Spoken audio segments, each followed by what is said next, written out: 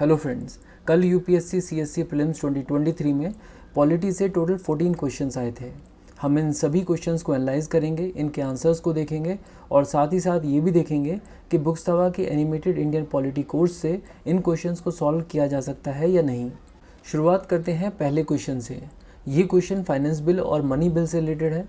पहली स्टेटमेंट में कहा जा रहा है कि जब फाइनेंस बिल लोकसभा से राज्यसभा को ट्रांसमिट किया जाता है तो राज्यसभा उस फाइनेंस बिल को अमेंड या फिर रिजेक्ट कर सकती है। तो ये स्टेटमेंट बिल्कुल सही है। चलिए देखते हैं कि हमने बुक्स तवा ऐप पर इस पॉइंट को किस तरह से एक्सप्लेन किया था।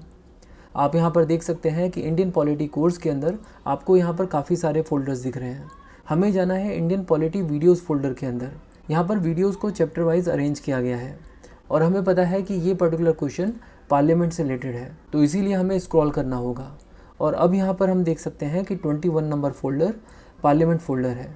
Now with in parliament folder हमें इन सारी वीडियोस को स्किप करते हुए लेजिस्लेशन फोल्डर तक जाना होगा, क्योंकि पार्लियामेंट के अंदर लेजिस्लेशन और लेजिस्लेशन के अंदर ही हमने मनी बिल और फाइनेंस बिल को कवर किया है।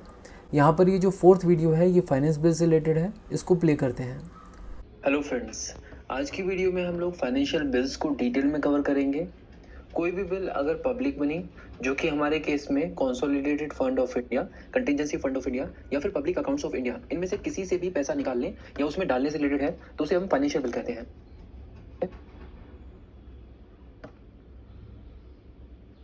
अगर राज्यसभा में ये बिल सिंपल मेजोरिटी से पास नहीं हो पाता है तो कहा जाएगा कि बिल राज्यसभा ने रिजेक्ट कर दिया है।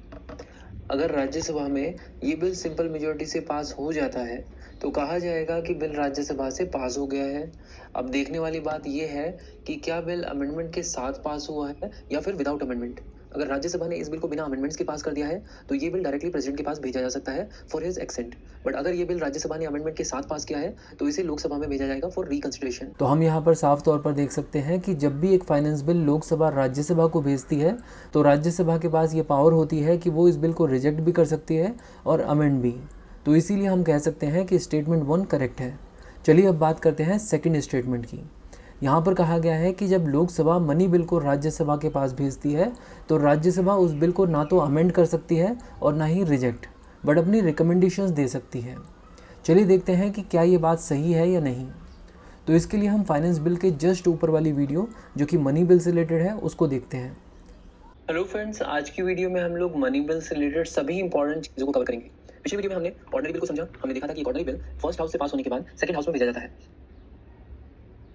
गवर्नमेंट अपना काम कैसे करेगी, तो इस तरह की सिचुएशन को हैंडल करने के लिए हमारे कॉन्स्टिट्यूशन में मनी बिल का प्रोविजन है और इसकी डिटेल्स हमें मिलती है आर्टिकल 110 में। मनी बिल के केस में जॉइंट सेटिंग का प्रोविजन नहीं है और इसके अलावा मनी बिल के केस में राज्यसभा के पास बहुत ही रेस्ट्रिक्टेड पावर्स है। राज्यसभा मनी बिल को किसी भी हाल में रिजेक्ट नहीं कर सकता। चलिए मनी बिल के प्रोसेस को थोड़ा डिटेल में समझते हैं। सबसे पहली बात तो यह है कि मनी बिल सिर्फ लोकसभा में ही इंट्रोड्यूस किया जा सकता है और वो भी प्रेसिडेंट की रिकमेंडेशन पर। और लोकसभा से पास होने के बाद जब इस बिल को राज्यसभा में भेजा जाता है तो राज्यसभा के पास क्या क्या ऑप्शन हो सकते हैं वो देखते हैं। देखिए, राज्यसभा इस बिल को रिजेक्ट नहीं कर सकती और ना ही इसे अमेंड कर सकती है। हाँ, ये जरूर है कि राज्यसभा इस बिल को पेंडिंग रख सकती है, बट वो भी ज्यादा से ज्यादा 14 दिन तक। और जैसा कि हमने कहा कि राज्यसभा मनी बिल को अमेंड नहीं कर सकती बट अपनी रिकमेंडेशन जरूर दे सकती है। तो हम यहाँ पर देख सकते हैं कि ये बात क्लियरली मेंशन की गई है कि राज्यसभा मनी बिल को ना तो अमेंड कर सकती है और ना ही रिजेक्ट, बट रिकमेंडेशंस दे सकती है। इसका मतलब सेकंड स्टेटमेंट भी सही है। अब बात करते हैं थर्ड स्टेटमेंट की। यहाँ पर कहा गया है कि मनी बिल के केस में राज्यसभा और लोकसभा की जॉइंट सिटिंग का प्रोविज़न नहीं है। तो अभी जस्ट थोड़ी देर पहले जो वीडियो हम लोगों ने प्ले की थी उसकी फर्स्ट स्टेटमेंट यही थी। आप चाहो तो दोबारा भी देख सकते हो। और इसकी डिटेल्स हमें मिलती है आर्टिकल 110 में। मनी बिल के केस में जॉइंट सेटिंग का प्रोविजन नहीं है और इसके अलावा मनी बिल के केस में राज्यसभा के पास बहुत ही रेस्ट्रिक्टेड पावर्स है। तो अब इसके बेस पर हम ये कह सकते हैं कि मनी बिल के लिए तो ये स्टेटमेंट सही है, लेकिन यहाँ पर फाइनेंस बिल के बारे में भी एक लाइन लिखी हुई है। यहाँ पर कहा है कि फाइनेंस बिल को लेकर अगर लोकसभा और राज्यसभा में डिसएग्रीमेंट है तो इस सिचुएशन में जॉइंट सिटिंग बिकम्स नेसेसरी। ये इन्फॉर्मेशन भी हमें फाइनेंस बिल वाली वीडियो में मिल जाती है। तो हमने देखा कि फाइनेंशियल बिल टाइप 1 के केस में दो तरह की स्थिति बन सकती है, या तो बिल पास हो जाएगा या फिर डेडलॉक की स्थिति में फंस जाएगा। अगर बिल पास हो जाता है तो प्रेसिडेंट के पास भेजा जाएगा और अगर केस डेडलॉक का है तो इस डेडलॉक को रिजॉल्व करने के लिए प्रेसिडेंट एक जॉइंट सेशन समन करेंगे। तो इन दोनों वीडियोस के एक्सप्लेनेशन के बेस पर हम लोग कह सकते हैं कि ये तीनों स्टेटमेंट सही हैं। आंसर है सी, यानी ऑल 3। चलिए अब बात करते हैं क्वेश्चन नंबर 2 की। यहाँ पर पूछा जा रहा है कि आमतौर पर किस कॉन्स्टिट्यूशनल अमेंडमेंट के बारे में ऐसा समझा जाता है कि उसे इसलिए लाया गया था ताकि फंडामेंटल राइट्स को जुडिशियल इंटरप्रिटेशन के दायरे से निकाला जा सके। इसका आंसर है ए, यानी फर्स्ट अमेंडमेंट, चलिए इसके एक्सप्लेनेशन को देखते हैं। इसकी डिटेल हमें मिलेंगी फंडामेंटल राइट्स वाले फोल्डर में, और हमें स्क्रॉल करना होगा इस फोल्डर की आखिरी वीडियो तक, जो है राइट टू प्रॉपर्टी से रिलेटेड। इस वीडियो में आप दो चीज़ों पर फोकस करना, फर्स्ट अमेंडमेंट और 9th शेड्यूल, आपको आंसर मिल जाएगा। Hello friends, at the time of the commencement of the constitution यानी 26 जनवरी 1950 को जब हमारा कॉन्स्टिट्यूशन लागू हुआ तो उस समय हमारे कॉन्स्टिट्यूशन में 7 फंडामेंटल राइट्स हुआ करते थे। लेकिन 44th कॉन्स्टिट्यूशन अमेंडमेंट एक्ट द्वारा आप अपनी प्रॉपर्टी को खरीद भी कर सकते हो, और आर्टिकल 31 में कहा गया है कि आपको आपकी प्रॉपर्टी से हटाया नहीं जा सकता। आप सिर्फ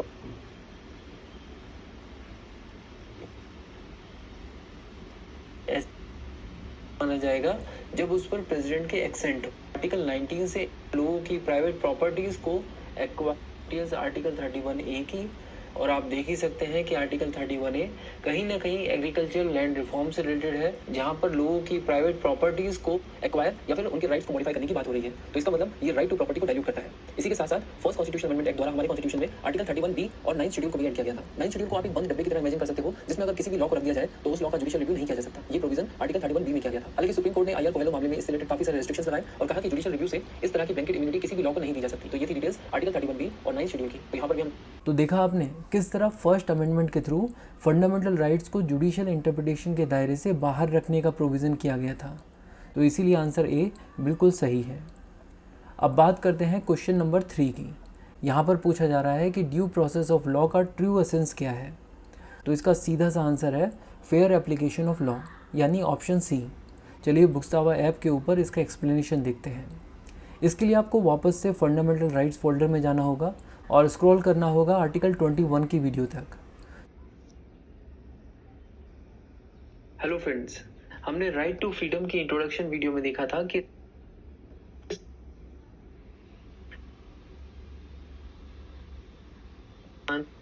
जो है वो डिग्निटी के साथ अपनी जिंदगी को गुजार सकता है।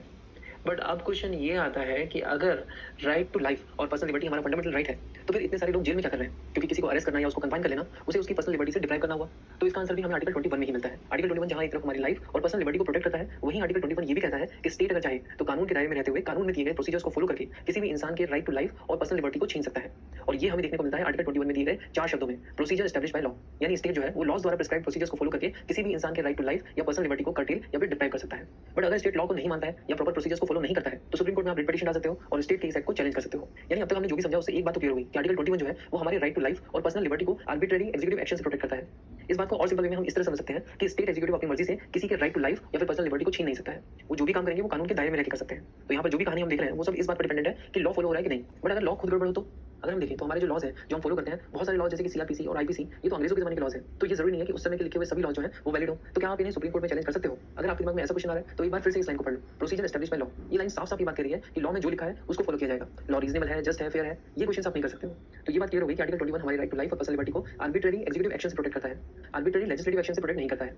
और ये बात प्रूव भी हो गई थी 1950 के ए के गोपालन versus state of Madras case में। यहाँ क्या हुआ कि 1950 में सरकार ने प्रिवेंटिव डिटेंशन एक्ट पास कर दिया था और इस एक्ट के चलते कम्युनिस्ट लीडर ए के गोपालन को डिटेन कर दिया गया था। ए के गोपालन ने सुप्रीम कोर्ट से अपील की, बोला कि भाई मैंने कुछ किया ही नहीं है, उसके बावजूद मुझे डिटेन कर लिया गया है, मेरी पर्सनल फ्रीडम छीन ली गई है, ये तो आर्टिकल 21 का इन्फ्रिंजमेंट है। तो सुप्रीम कोर्ट ने कहा कि भाई आपको प्रिवेंटिव डिटेंशन एक्ट 1950 के अंतर्गत पकड़ा गया है, तो जो लॉ है उसको तो माना ही जाएगा, जो कायदा है सो है। तो बात साफ हो गई। ए के गोपालन जो है वो ये केस हार गए। बट इसके कुछ साल के बाद 1978 में Maneka Gandhi versus Union of India case में एक अलग ही कहानी निकलकर सामने आई। यहाँ पर क्या हुआ कि गवर्नमेंट ऑफ इंडिया ने मेनका गांधी का पासपोर्ट जब्त कर लिया। कोई खास रीजन नहीं दिया था उन्होंने, बस ये बोला कि पब्लिक इंटरेस्ट में आपका पासपोर्ट जब्त किया जा रहा है। मेनका गांधी ने सुप्रीम कोर्ट में रिट पिटीशन दी कि बिना पासपोर्ट के वो देश से बाहर नहीं जा सकती है। एक तरह से ये तो देश के अंदर उनको कैद कर दिया गया है। तो ये तो आर्टिकल 21 का इन्फ्रिंजमेंट हुआ। तो सुप्रीम कोर्ट ने गवर्नमेंट से पूछा कि भाई क्या बात है, क्यों पासपोर्ट रखा है इनका? मैं तुझसे पूछ रहा हूं। तो गवर्नमेंट ने जवाब में कहा कि पासपोर्ट एक्ट 1967 के क्लॉज 10 में लिखा है कि हम किसी का भी पासपोर्ट जब्त कर सकते हैं पब्लिक इंटरेस्ट में। तो हमने कर लिया। तो सुप्रीम कोर्ट ने कहा ये कैसा कानून है, कम से कम लॉ जो है वो रीजनेबल होना चाहिए। यानी सुप्रीम कोर्ट ने अपने पुराने जजमेंट को ओवररूल करते हुए कहा कि आर्टिकल 21 में अब ये भी दिखा जाएगा कि लॉ जो है वो रीजनेबल होना चाहिए। यानी अब जो है आर्टिकल 21 हमें आर्बिट्रेरी एग्जीक्यूटिव एक्शन और आर्बिट्रेरी लेजिस्लेटिव एक्शन दोनों से प्रोटेक्ट करता है। तो हम कह सकते हैं कि बेशक हमारे कॉन्स्टिट्यूशन में प्रोसीजर एस्टैब्लिश्ड बाय लॉ लिखा हुआ है, बट मेनका गांधी केस के बाद से सुप्रीम कोर्ट की इंटरप्रिटेशन इशारा करती है ड्यू प्रोसेस ऑफ लॉ की तरफ। ड्यू प्रोसेस ऑफ लॉ जो है वो एक अमेरिकन एक्सप्रेशन है जो ये कहता है कि एग्जीक्यूटिव्स को कानून के दायरे में काम करना चाहिए और कानून की वैलिडिटी को भी चैलेंज किया जा सकता है। मेनका गांधी केस के बाद कई और लैंडमार्क जजमेंट जैसे कि फ्रांसिस कोरेली मुलिन, ओल्गा टेलिस और 1993 के उन्नी कृष्ण केस में भी सुप्रीम कोर्ट ने अपने जजमेंट्स में बार-बार ये रिआइटरेट किया है कि लॉज की वैलिडिटी को क्वेश्चन किया जा सकता है। तो इस पूरे एक्सप्लेनेशन में आप इस बात को समझ पा रहे होंगे, लॉ का इम्प्लीमेंटेशन मतलब प्रोसीजर इस्टेब्लिश बाय लॉ अलग चीज़ है और लॉ का एप्लीकेशन एक अलग चीज़ है। और मेनका गांधी केस के बाद से ड्यू प्रोसेस ऑफ लॉ हमें आर्बिट्रेरी लेजिस्लेटिव एक्शन से बचाता है। तो इसीलिए आंसर है सी, यानी फेयर एप्लीकेशन ऑफ लॉ। चलिए अब बात करते हैं क्वेश्चन नंबर 4 की। हमें बताना है कि इसमें से कितनी स्टेटमेंट्स प्रेसिडेंट इलेक्शन के बारे में सही हैं। पहली स्टेटमेंट में लिखा है कि पार्लियामेंट के दोनों हाउसेस और स्टेट की लेजिस्लेटिव असेंबली के अंदर जो नॉमिनेटेड मेंबर्स होते हैं वो प्रेसिडेंट के इलेक्शन में वोट कर सकते हैं। ये स्टेटमेंट बिल्कुल गलत है। चलिए इसका एक्सप्लेनेशन देखते हैं। इसकी डिटेल हमें मिलेंगी प्रेसिडेंट फोल्डर में। हमारी लिस्ट में ये फोल्डर है, फोल्डर नंबर 17। इस फोल्डर के अंदर जो पहली वीडियो है वो प्रेसिडेंट इलेक्शन से ही रिलेटेड है। हेलो फ्रेंड्स, आज की वीडियो में हम लोग देखेंगे कि अगर आप प्रेसिडेंट बनना चाहते हैं तो कैसे बन सकते हैं। किसी भी जॉब को करने से पहले आप चाहेंगे कि आपको ये पता हो कि वो जॉब है क्या। तो basically president, vice president,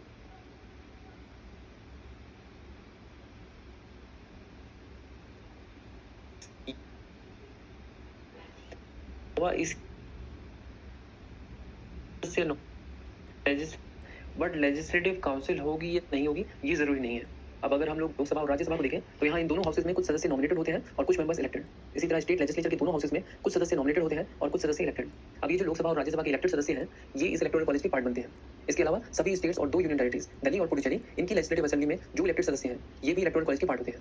but किसी भी स्टेट या यूनियन टेरिटरी में जो लेजिस्लेटिव काउंसिल है वो इस इलेक्टोरल कॉलेज के पार्ट नहीं बनते हैं। तो आप देख सकते हैं कि हमने यहाँ पर क्लियरली इस बात को समझा कि नॉमिनेटेड मेंबर्स प्रेसिडेंट इलेक्शन में इलेक्टोरल कॉलेज फॉर्म नहीं करते हैं। इसीलिए पहली स्टेटमेंट हो गई गलत। अब आते हैं दूसरे स्टेटमेंट पर। यहाँ पर कहा जा रहा है कि अगर किसी स्टेट की लेजिस्लेटिव असेंबली में इलेक्टेड सीट्स ज़्यादा होंगी तो प्रेसिडेंट इलेक्शन में उस स्टेट के एमएलए की वोट की वैल्यू भी ज़्यादा होगी। ये बात बिल्कुल गलत है और इसका एक्सप्लेनेशन हमें प्रेसिडेंट इलेक्शन वाली ही वीडियो में आगे मिलता है। अब बात यह है कि इन एमपीज और एमएलए की वोट की जो वैल्यू है वो सेम नहीं है। इनफैक्ट हर एक स्टेट के एमएलए की वोट की वैल्यू डिफरेंट है। किसी भी एमएलए की वोट की वैल्यू इस बात पर डिपेंड करेगी कि उस पर्टिकुलर स्टेट की पॉपुलेशन क्या है और इसके लिए एक सेट फॉर्मूला है। फॉर्मूला ये है कि एक एमएलए की वोट की वैल्यू होगी total population of state divided by total number of elected members in the state legislative assembly. मतलब किसी भी स्टेट की पॉपुलेशन को अगर आप उस स्टेट में जितने भी एमएलए हैं जो चुनाव से जीत कर आए हैं उसे डिवाइड करें और जो भी वैल्यू आती है उसको 1000 से डिवाइड कर दें तो ये होगी उस पर्टिकुलर स्टेट के एमएलए की वैल्यू। तो आप देख सकते हैं कि अगर स्टेट लेजिस्लेटिव असेंबली के इलेक्टेड मेंबर्स की संख्या बढ़ा दी जाए तो एमएलए की वोट की वैल्यू घट जाती है क्योंकि ये डिनोमिनेटर में है।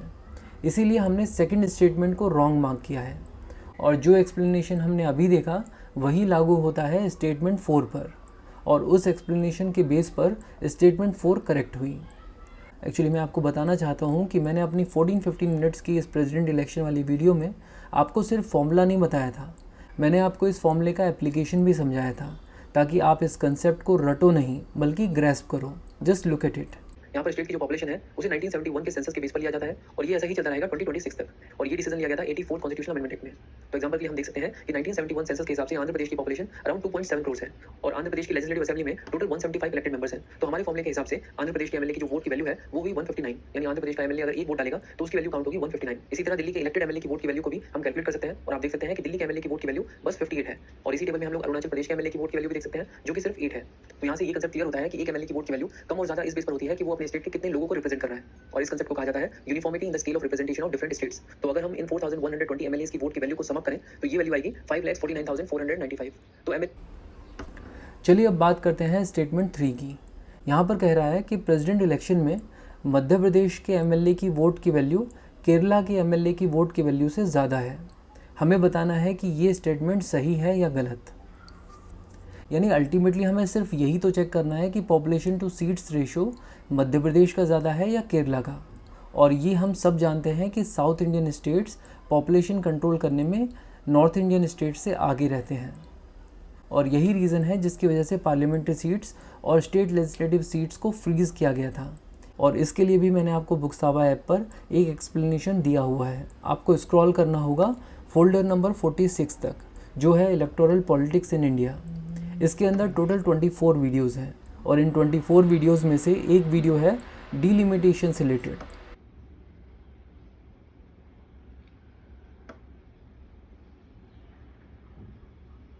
डिलिमिटेशन की जो वीडियो है वो ऊपर ही है, इनफैक्ट सेकंड नंबर की वीडियो है ये।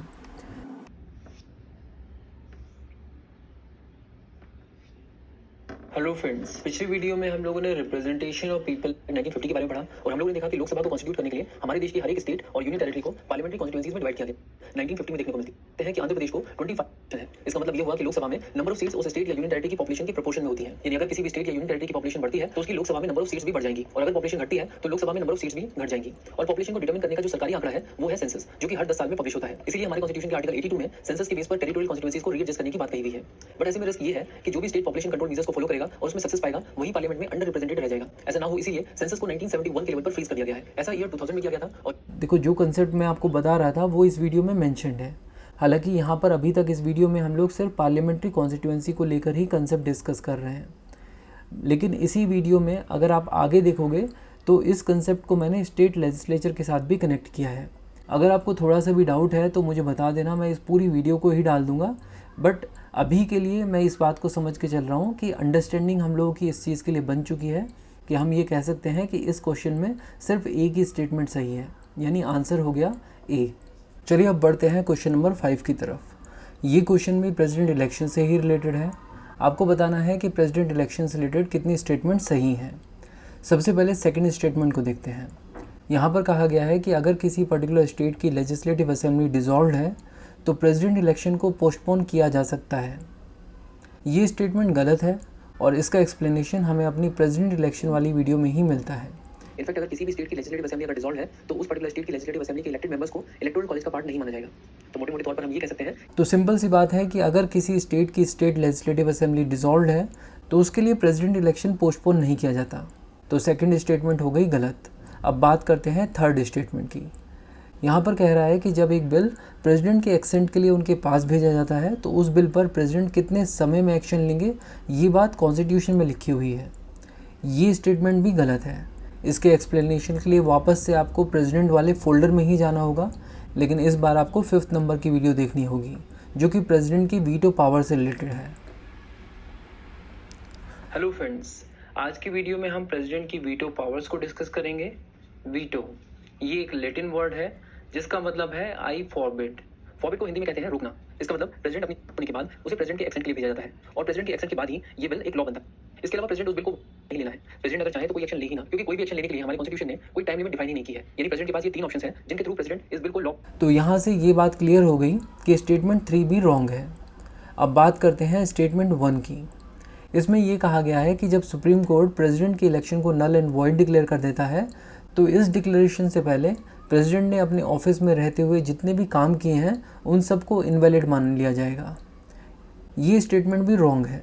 इवन दो प्रेसिडेंट इलेक्शन को वॉइड मान लिया गया है, बट वॉइड होने से पहले प्रेसिडेंट द्वारा किए गए सारे कामों को वैलिड ही माना जाता है।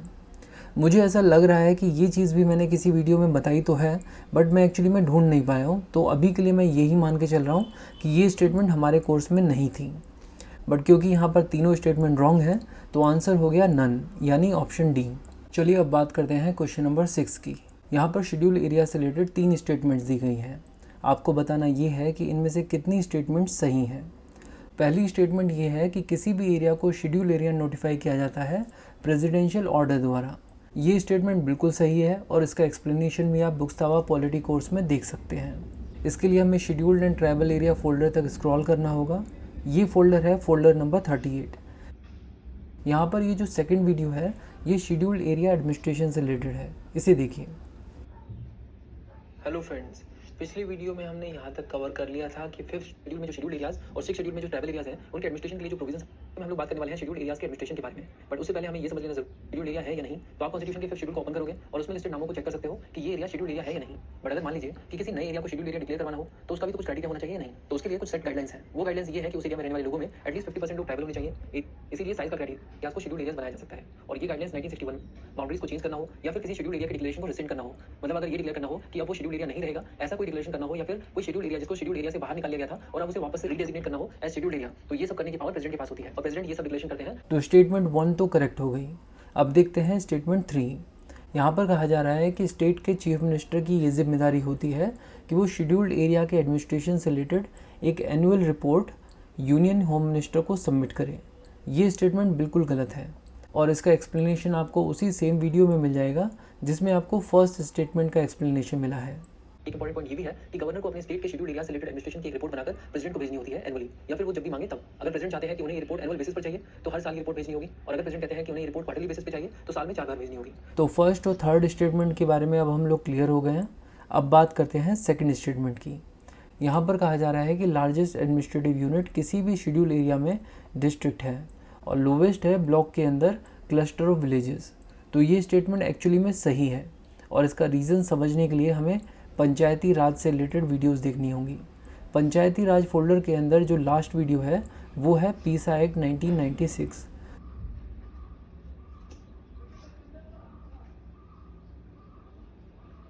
हेलो फ्रेंड्स, पिछले कुछ वीडियोस में हमने देखा कि काफ़ी कोशिशों के बाद अल्टीमेटली 1991 में 73rd constitutional amendment bill pass हुआ और ये बिल 1993 में लागू हुआ। स्पेसिफिकली 24th को अपने स्टेट्स पंचायती राज सिस्टम को ये एप्लीकेबल है। चलिए देखते हैं। सबसे पहले बात करते हैं यानी 73rd कॉन्स्टिट्यूशनल अमेंडमेंट एक्ट में जितने भी प्रोविजन है या हैं। चलिए अब बात करते हैं स्टेट्स की। 73rd कॉन्स्टिट्यूशनल अमेंडमेंट एक्ट कुछ स्टेट्स के लिए लागू नहीं होता है। फॉर एग्जाम्पल करते हैं और आज कुछ स्टेट्स के ट्राइबल एरियाज में भी 73rd कॉन्स्टिट्यूशन तो कुछ स्टेट्स में शेड्यूल्ड एरियाज आइडेंटिफाई किए गए हैं जिन्हें हम शेड्यूल 5 में देख सकते हैं और आज की डेट में टोटल 10 स्टेट्स में शेड्यूल्ड एरियाज हैं। तो इन शेड्यूल्ड एरियाज के लिए 73rd कॉन्स्टिट्यूशनल अमेंडमेंट एक्ट के प्रोविजंस लागू नहीं होते हैं। इसी तरह कुछ स्टेट्स के ट्राइबल एरियाज में भी 73rd कॉन्स्टिट्यूशनल के हिली वेस्ट बंगाल के हिल काउंसिल शेड्यूल्ड एरियाज की, जहां पर हमने कहा कि ऐसे 10 स्टेट्स हैं जिनके लिए 73rd कॉन्स्टिट्यूशनल अमेंडमेंट एक्ट लागू नहीं होता है। ये 10 स्टेट्स हैं आंध्र प्रदेश, उड़ीसा, महाराष्ट्र, गुजरात, राजस्थान, हिमाचल प्रदेश, झारखंड, छत्तीसगढ़, मध्य प्रदेश और Telangana. But 73rd constitutional amendment act के अंदर एक प्रोविजन ये भी दिया गया था कि अगर पार्लियामेंट चाहे तो एक एक्ट पास करके इन प्रोविजंस को शेड्यूल्ड एरियाज के लिए भी एक्सटेंड कर सकती है। 73rd कॉन्स्टिट्यूशनल अमेंडमेंट एक्ट 1993 में लागू हुआ था और इसके एक ही साल के बाद यानी 1994 में एक कमेटी अपॉइंट की गई। इस कमेटी के चेयरमैन थे दिलीप सिंह भूरिया, इसीलिए इस कमेटी को दिलीप सिंह भूरिया कमेटी कहा जाता है। इस कमेटी को सेटअप किया गया था ताकि ये एग्जामिन किया जा सके कि अगर 73rd कॉन्स्टिट्यूशनल अमेंडमेंट एक्ट यानी पार्ट 9 के प्रोविजंस को शेड्यूल्ड एरियाज के लिए अगर एक्सटेंड करना है तो क्या क्या प्रोविजंस किए जाने चाहिए। बेसिकली बात यह है कि गवर्नमेंट जानना चाहती थी कि अगर वो पंचायती राज सिस्टम को शेड्यूल्ड एरियाज में भी इंप्लीमेंट करना चाहे तो उन्हें पंचायती राज सिस्टम में क्या क्या चेंजेस करने होंगे। आप पूछ सकते हो कि गवर्नमेंट ऐसा क्यों करना चाहेगी, तो इसका आंसर यह है कि शेड्यूल्ड एरियाज भी हमारे देश के ही पार्ट है और गवर्नमेंट की कोशिश थी कि शेड्यूल्ड एरियाज को भी मेन स्ट्रीम डेवलपमेंट से जोड़ा जा सके। तो आपका क्वेश्चन होगा कि अगर गवर्नमेंट शेड्यूल्ड एरियाज में पंचायती राज सिस्टम को इंप्लीमेंट करने में इतनी ही इंटरेस्टेड थी तो उन्होंने 73rd कॉन्स्टिट्यूशनल अमेंडमेंट एक्ट में ऐसे प्रोविजंस क्यों नहीं किए। तो इसका है और अब नेक्स्ट फेज में एक कमेटी को various provisions of the panchayat and extension to the scheduled areas act यानी पीसा एक्ट 1996। तो इस एक्ट में सिर्फ शेड्यूल्ड एरियाज से रिलेटेड रिकमेंडेशंस एंड प्रोविजंस नहीं है, इसके अलावा भी कई सारी प्रोविजंस हैं जो इन जनरल पूरे देश की पंचायत के लिए एप्लीकेबल है। तो चलिए देखते हैं कि पीसा एक्ट में क्या क्या कहा गया। पीसा एक्ट में कहा गया कि हर एक विलेज में एक ग्राम सभा होगी। इस ग्राम सभा का पार्ट पंचायत रिस्पॉन्सिबल है कि इस कहा गया कि ये प्लान को अप्रूव, तो उसके बाद ये भी पावर दी गई है पीसा एक्ट 1996 है विलेज लेवल पर उनको भी लोगों की पंचायत को रिक्विजिट पावर और अथॉरिटी दे ताकि पंचायत एक सेल्फ गवर्निंग टॉक्सिकेंट्स यानी उसकी ओनरशिप। पीसा एक्ट 1996 में ये भी कहा गया कि स्टेट गवर्नमेंट्स शेड्यूल्ड एरियाज की पंचायत को कुछ और पावर्स दें ताकि वो भी सेल्फ गवर्निंग इंस्टीट्यूट्स की तरह फंक्शन कर पाए। ये पावर्स हैं to prevent alienation of land यानी अगर शेड्यूल्ड एरिया में तो पीसा एक्ट से हमें ये बात समझ में आई कि 73rd constitutional amendment act scheduled areas पर भी अप्लाई होता है। नाउ अब आप 73rd कॉन्स्टिट्यूशनल अमेंडमेंट एक्ट की वीडियो को देखिए।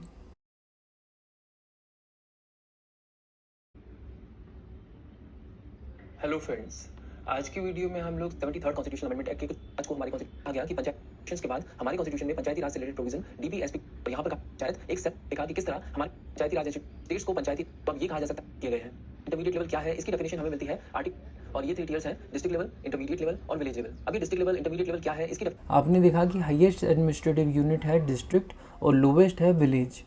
तो इसके बेस पर आप स्टेटमेंट 2 को करेक्ट कह सकते हैं। तो इस तरह से इस क्वेश्चन का आंसर हुआ ऑप्शन बी यानी ओनली 2। अब आते हैं क्वेश्चन नंबर 7 पर। यहाँ पर पूछा गया है कि कौन से एक्ट ने गवर्नर जनरल ऑफ बंगाल को governor general of India designate कर दिया था। इसका आंसर है ऑप्शन डी चार्टर एक्ट 1833। इसका एक्सप्लेनेशन आपको मिलेगा हिस्टोरिकल बैकग्राउंड फोल्डर में। यहाँ पर चार्टर एक्ट 1833 के लिए अलग से एक वीडियो है।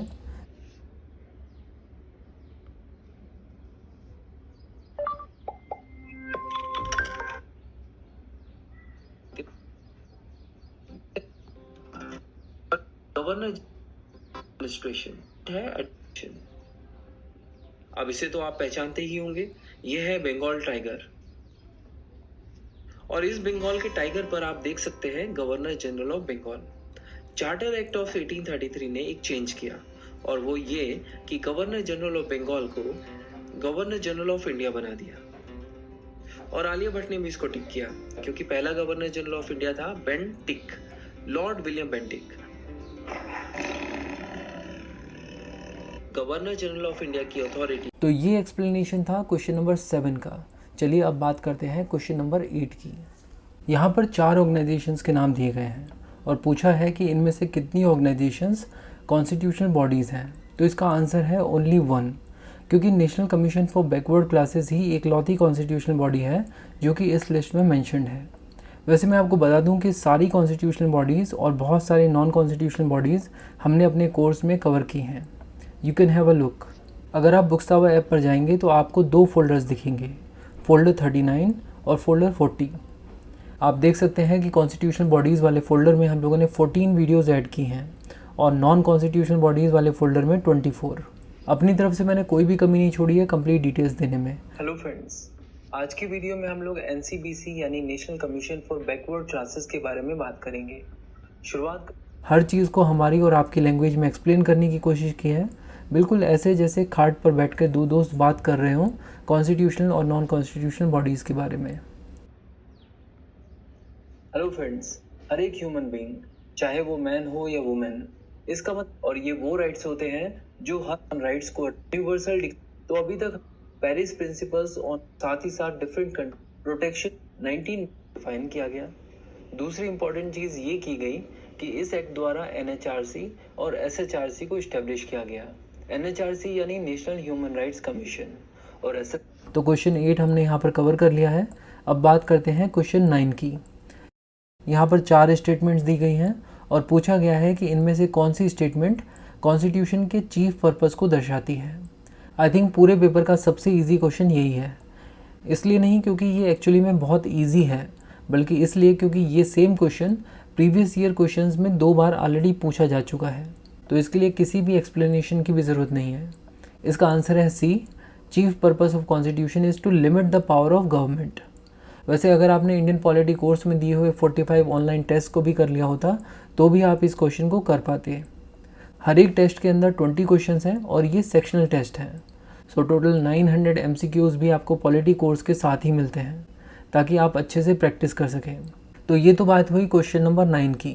अब बात करते हैं क्वेश्चन नंबर 10 की। यहाँ पर कॉन्स्टिट्यूशन डे से रिलेटेड 2 स्टेटमेंट दी गई हैं।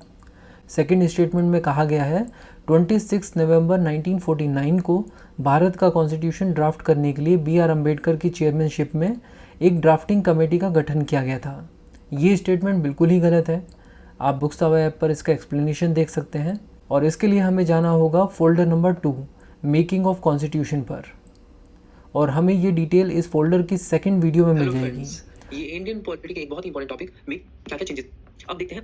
मतलब तरह तरह के लोग हैं, कोई हिंदी अलग अलग है, वो भी अलग अलग है। कॉन्स्टिट्यूशन कैसे बना, क्या कि कॉन्स्टिट्यूशन बनाने की यूनियन कॉन्स्टिट्यूशन में सबसे इंपॉर्टेंट कमेटी है। एग्जांपल जो यूनियन कॉन्स्टिट्यूशन कमेटी है उसको इंडियन पोजर्स और भी कहा जाता है। कॉन्स्टिट्यूशन का राइट्स इन इस ड्राफ्ट को लोगों के सामने लाया गया। लोग अक्टूबर 1940 होते रहे जिसमें अराउंड 7600 ने इस पर सिग्नेचर किए और अब बस इस कॉन्स्टिट्यूशन को इंप्लीमेंट करना ही बाकी था।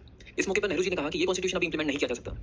कांग्रेस का 1929 का लाहौर सेशन, पता है लाहौर सेशन, मैं तो प्रिंसली स्टेट था, ये बहुत ही ऐतिहासिक रेजोल्यूशन था और इस लाहौर यानी कॉन्स्टिट्यूशन और मामा सकता था जैसे citizenship, elections, provisional parliament etcetera जैसे 15 आर्टिकल्स को इमीडिएटली लागू कर दिया गया और बाकी का पूरा कॉन्स्टिट्यूशन 26 जनवरी 1950 को लागू किया गया। इस तरह पूरा का पूरा कॉन्स्टिट्यूशन 26 जनवरी 1950 को ही लागू हुआ और इसी के साथ 26 जनवरी 1950 को इंडिया एक रिपब्लिक बन गया और इसीलिए ये दिन इंडिया में रिपब्लिक डे की तरह सेलिब्रेट किया जाता है। लागू किया गया था, इसीलिए 26 जनवरी 1950 को डेट ऑफ कमेंसमेंट कहा जाता है। अब इन दोनों डेट्स की क्या इंपॉर्टेंस है ये देखते हैं। बेसिकली 26 नवंबर 1949 को कॉन्स्टिट्यूशन अडॉप्ट किया गया था, जबकि 26 जनवरी 1950 को कॉन्स्टिट्यूशन लागू किया गया। कॉन्स्टिट्यूशन फ्रेम करने के लिए कॉन्स्टिट्यूएंट असेंबली के एफर्ट्स को काफी अप्रिशिएट किया गया, लेकिन वहीं ऐसे भी लोग थे जिन्होंने तो सेकंड स्टेटमेंट क्यों गलत है ये हमने जस्ट अभी देखा।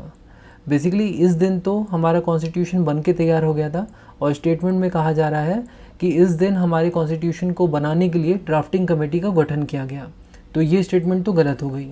अब देखते हैं फर्स्ट स्टेटमेंट।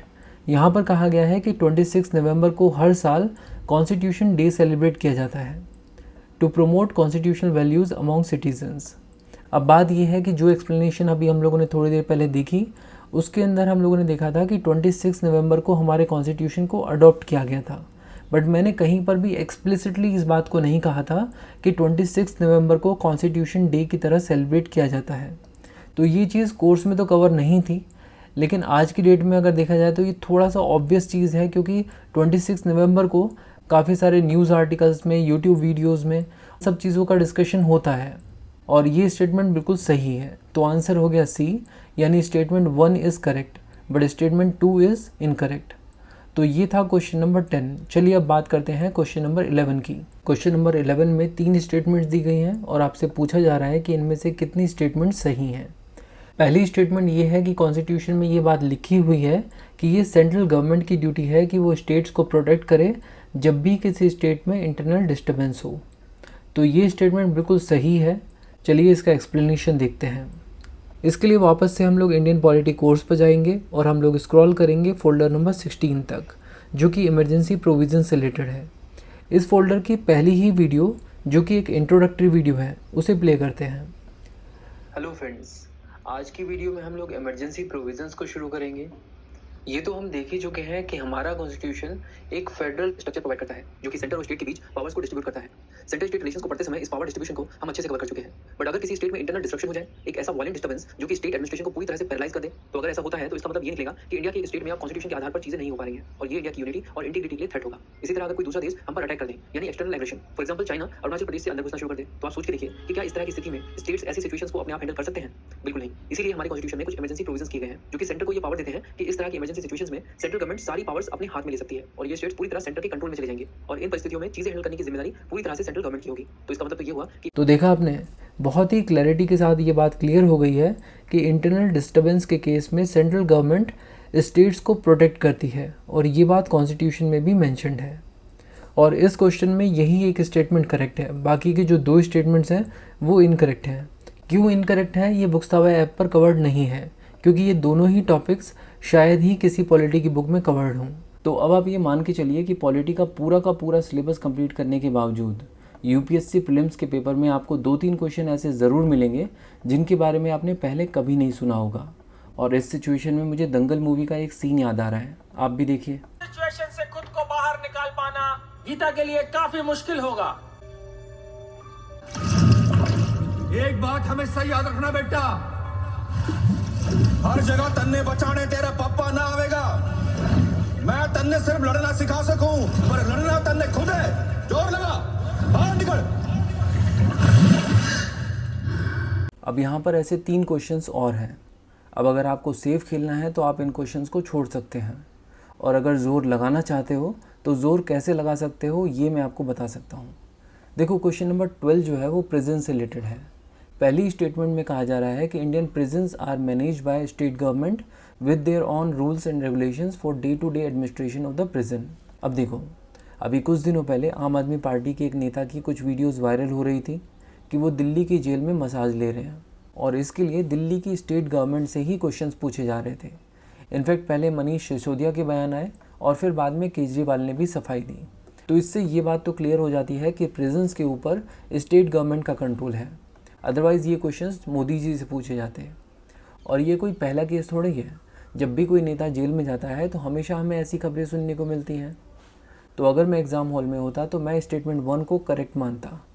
इसी तरह अगर मैं क्वेश्चन नंबर 13 को देखूं तो इसके अंदर स्टेटमेंट 2 में लिखा हुआ है कि आर्टिकल 335 एफिशिएंसी ऑफ एडमिनिस्ट्रेशन नाम की टर्म को डिफ़ाइन करता है।